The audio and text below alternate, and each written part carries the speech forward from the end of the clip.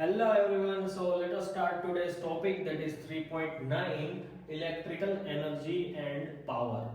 So in this lecture what we need is this equation that we have already discussed in our previous lecture. I is equals to delta Q by delta T, charge by time, that is the current, right? So now let us consider that there is a potential at point A पे potential है.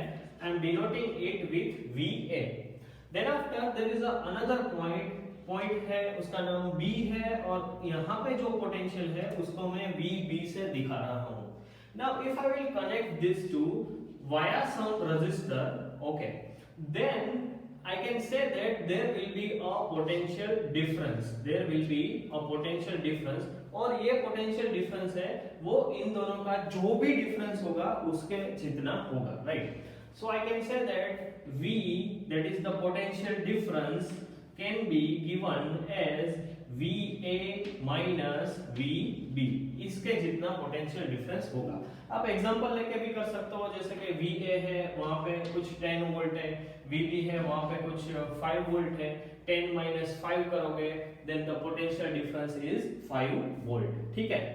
Now obviously if I will say that if A is at 10 volt and B is at 5 volt, then the direction of current is from always high voltage to the low voltage, right? So I can say that there will be a current I which will flow from point number A to point number B. Now if I will say that how much is the charge which has been moved in time delta t, बराबर ध्यान रखना मेरा question, how much charge has been moved in time delta t from point number A to point number B. So your answer will be, मैं लिख रहा हूँ यहाँ पे, in delta t the charge delta q will be moved. ठीक है ना, इतना चार्ज है वो मूव होगा, right? Now if I want to write down this in terms of delta I terms, then delta q है उसको मैं रिप्लेस कर सकता हूँ I into delta t से. ये दोनों बात सेम ही है, डेल्टा q लिखो या फिर आप I into delta t लिखो, ठीक है? अब बात करते हैं पोटेंशियल एनर्जी की, right? So what is potential energy? When you multiply the charge with the voltage, then you will get the potential energy at that point. तो यहाँ पे कितनी potential energy होगी? So it will be delta Q multiplied with VA, right? PE at A, ठीक है? Similarly, if I wish PE at B लिखना है मुझे, then it will be delta Q into VB, right? Now if I wish to find out the difference of potential energy, ये दो point है उनके बीच में कितना पोटेंशियल एनर्जी का डिफरेंस है वो अगर मुझे फाइंड आउट करना है, then delta U, that is the difference of potential energy, that can be given as difference of two, right? तो ये फाइनल है और ये है इनिशियल, राइट? तो फाइनल वाला पहले लिखना है आपको, so that is delta Q into VB minus delta Q into VA. Delta Q है वो कॉमन निकाल लेंगे. What is VB minus VA? यहाँ पे VB minus VA, that will be minus V. ये VA minus VB, हमें चाहिए VB minus VA, तो इसका आंसर आएगा माइनस ऑफ V. और डेल्टा Q की क्या वैल्यू है? So as we know delta Q है वो I into डेल्टा T है, right? Okay, so I can say that this will be I into delta T into V, और ये पूरी टर्म है वो माइनस में होगी, right? So delta U potential energy can be given as minus of I into delta T into V. तो ये चीज है वो माइनस में कैसे है वो हम समझना चाहते हैं. Obviously it has to be in minus. क्यों? क्योंकि देखो ये पॉइंट है वो हायर पोटेंशियल एनर्जी वाला है, ये पॉइंट है वो लोअर पोटेंशियल एनर्जी वाला है, राइट? तो आप उसको 11th स्टैंडर्ड में जो आप पढ़े थे kinetic energy and potential energy, उसके साथ भी आप रिलेट कर सकते हो. आपके पास एक बॉल है जो आप 10th फ्लोर पे अभी हाथ में पकड़ के रखा है, राइट? अभी हम गिरा नहीं रहे हैं, ठीक है. Then what is going to happen? It contains lot of potential energy, but as soon as you are going to drop it, तो उसकी जो potential energy है वो धीरे धीरे कम होती जा रही है, right? And energy conservation के rule के हिसाब से that potential energy is converting into the kinetic energy, ठीक है. तो यहाँ पे भी जो भी पोटेंशियल एनर्जी का लॉस हो रहा है, जो कम हो रही है, that gets converted into the kinetic energy of electrons, right? So यहाँ पे मैं लिख सकता हूँ कि the same energy जो यहाँ पे लॉस हुआ है, तो काइनेटिक एनर्जी में उतना ही गेन होगा. So that will be I delta T V लिखा है, I डेल्टा टी वी, लेकिन ये हम प्लस में लिखेंगे क्योंकि ये गेन है और हियर ये लॉस है, माइनस है, right? So this will B gain, right? एक बार फिर से मैं याद करवा देता हूं आपको कि व्हेनेवर वी हैव अ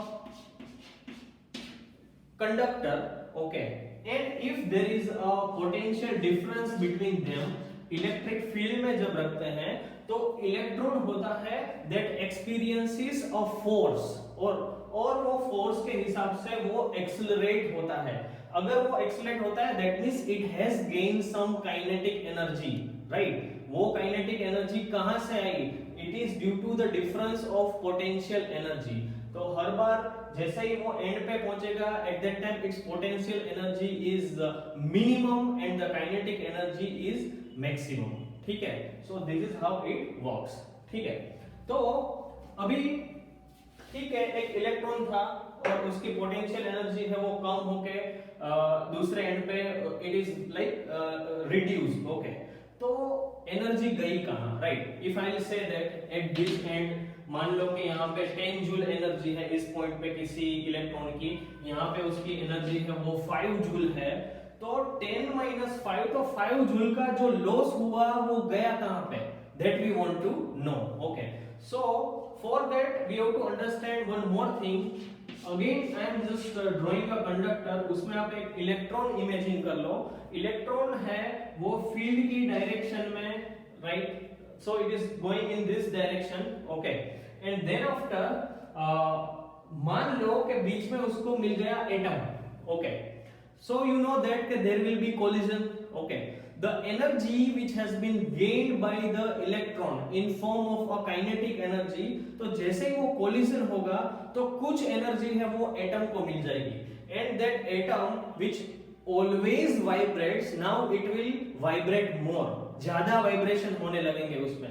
अभी आप इमेजिन करो कि कंडक्टर है, बहुत सारे एटम है, so many electrons are having collision with those atoms, और सभी एटम्स है वो बहुत ज्यादा वाइब्रेट कर रहे हैं, एंड दैट वाइब्रेशन जो है that turns into the heat energy, ठीक है?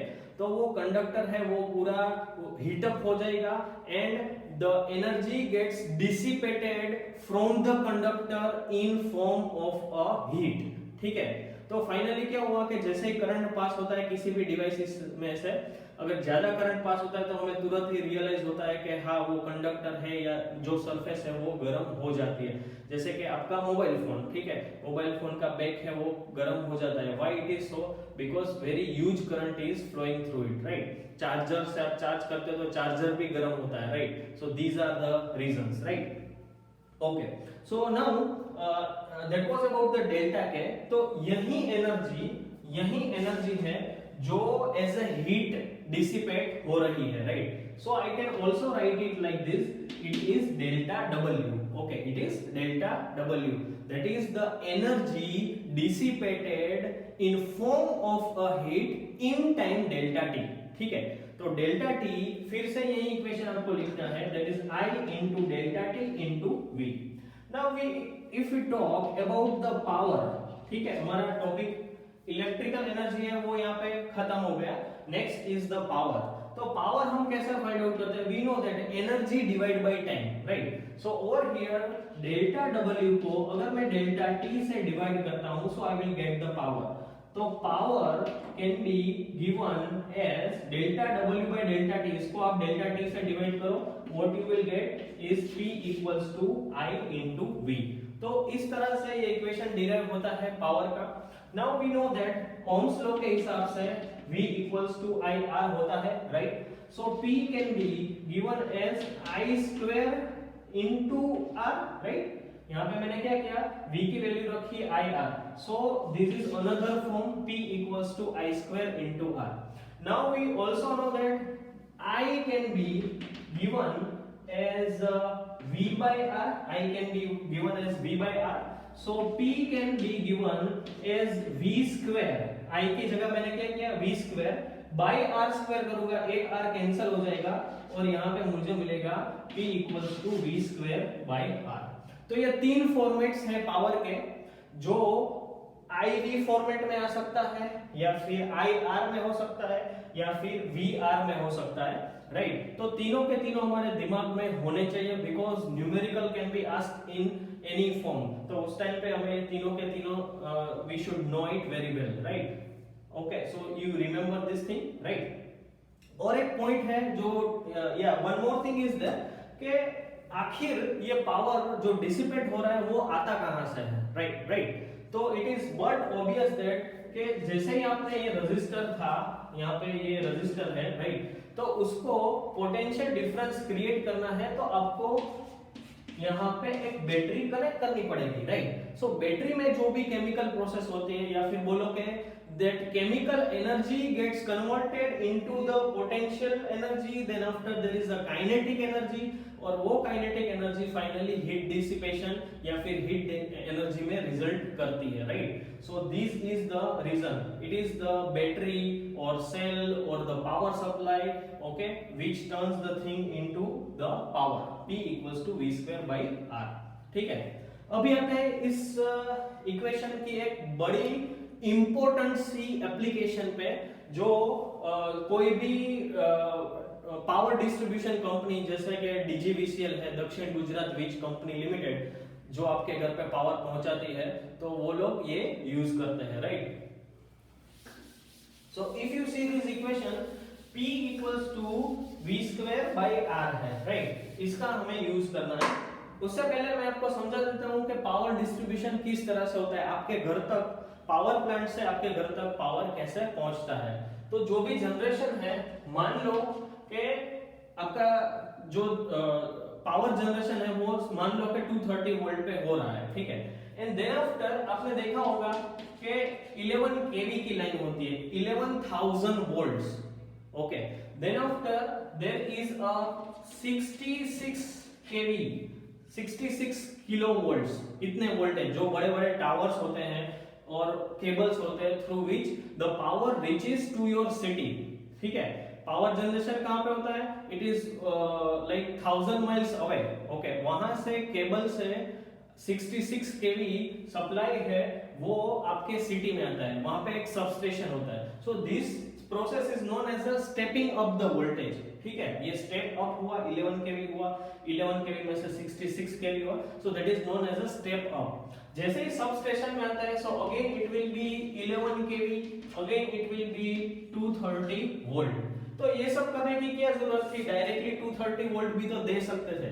आपको मैं पहले इश्यू समझा रहा हूं कि ये ऐसा क्यों नहीं किया और ऐसा क्यों किया.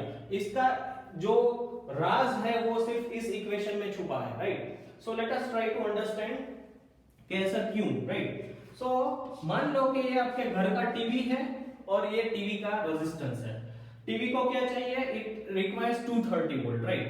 बट ओवर हियर ये है power plant, okay, which is 1000 miles away from the TV, right? This is 1000 miles away from the TV. तो बीच में क्या होगा? There will be a cable which will reach to your home, जो आपके घर तक पावर पहुंचाएगा. ये केबल है, तो केबल का खुद का एक रेजिस्टेंस होता है, जो मैं दिखा रहा हूं यहाँ पे RC से, ठीक है? R केबल, सो RC से मैं दिखा रहा हूं, ठीक है? So over here what is going to happen? Total power पहुंचाना कितना है यहाँ पे? सो वी नो दैट के power is like V into I. Power जो टीवी तक पहुंचाना है that is equals to V into I. अभी केबल में जो पावर का ड्रॉप हो रहा है हीट लॉसेस के हिसाब से, that is equals to I square into the resistance of the cable, that is I square into RC, right? क्या लगता है आपको? देखो पीसी है, that should be as small as possible. आप यहां से मान लो कि 10 वोल्ट पावर प्रोड्यूस कर रहे हो, 10 वोल्ट, और ऐसा हो सकता है कि 5 वोल्ट है वो तो पावर को पहुंचाने में लग जाए और बाकी का 5 वोल्ट है वही डिलीवर हो। वी वांट के if we have produce 10 volt तो यहाँ पे 10 वोल्ट मिलना चाहिए, बीच में कोई खाने वाला नहीं चाहिए हमें, ठीक है। So how this is possible, right, how this can be minimize. तो आप इस इक्वेशन को देखोगे तो आपको लगेगा कि if I can reduce the resistance of the cable then it is possible, right. अगर आप रेजिस्टेंस रिड्यूस करोगे तो पॉसिबल है, राइट। तो किसका रेजिस्टेंस सबसे कम है? किसका है? गोल्ड का। Can we use gold cables? Publicly हम गोल्ड के केबल्स यूज कर सकते हैं, दूसरे ही दिन चोरी हो जाएंगे, राइट। कॉपर भी यूज नहीं कर सकते, वो भी कॉस्टली है। So finally we come to iron और एल्यूमिनियम केबल्स, ठीक है। तो आयरन और एल्यूमिनियम का केबल है वो हमारी एक लिमिटेशन आ गई कि हम आरसी को एक लिमिट से ज्यादा कम नहीं कर सकते हैं, right. So now it comes to I square, okay. Current को आप कम करो, राइट। तो करंट को कम करें या फिर दूसरे तरीके से देखें तो इस इक्वेशन में आई है that can be given as v p by i, p by v, sorry, i is equals to p by v। मैं ये वैल्यू यहाँ पे रख दूं तो it will B p square into rc by v square. तो अभी आपको क्लियर होगा कि केबल में जो पावर लॉस हो रहा है that is inversely proportional to the applied voltage. अगर मैं वोल्टेज बढ़ा दूं, ठीक है, अगर मैं वोल्टेज बढ़ा दूं तो केबल में होने वाला लॉस ड्रास्टिकली रिड्यूस हो जाएगा, right. So this is the reason के वोल्टेज को लिफ्ट अप किया जाता है 11 केवी 66 केवी, ताकि उसमें केबल में जो लॉस है वो हम मिनिमाइज कर सकते हैं, right. So this application can be asked for 2 marks and it is very good, conceptually बहुत ही अच्छी है and I hope you have understood it. So that's all for this topic, thank you so much.